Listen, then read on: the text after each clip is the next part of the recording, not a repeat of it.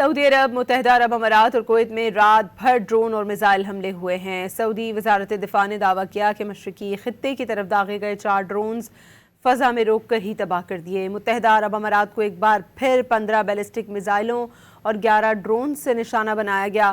ابو Dhabi میں missile intercept کرنے کے دوران ملبے گرنے سے 2 افراد ہلاک ہوئے۔ کویت میں بھی 6 بیلسٹک میزائل مختلف علاقوں میں جا گرے، تاہم کسی جانی نقصان کی اطلاع نہیں ملی۔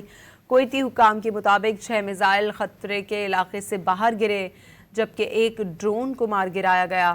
ادھر عراقی صوبے الانبار کے شہر القائم میں مزاحمتی فورسز کے کیمپ کو نشانہ بنایا گیا۔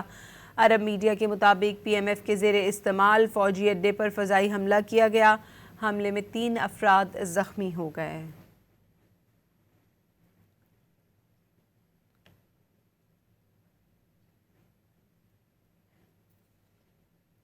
سعودی عرب، متحدہ عرب امارات اور کویت میں رات بھر ڈرون اور میزائل حملے ہوئے ہیں۔ سعودی وزارت دفاع نے دعویٰ کیا کہ مشرقی خطے کی طرف داغے گئے 4 ڈرونز فضا میں روک کر ہی تباہ کر دیے۔ متحدہ عرب امارات کو ایک بار پھر 15 بیلسٹک میزائلوں اور 11 ڈرون سے نشانہ بنایا گیا۔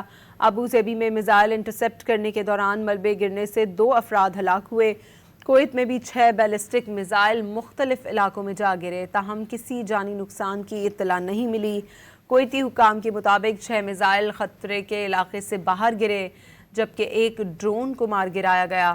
ادھر عراقی صوبے الانبار کے شہر القائم میں مزاحمتی فورسز کے کیمپ کو نشانہ بنایا گیا۔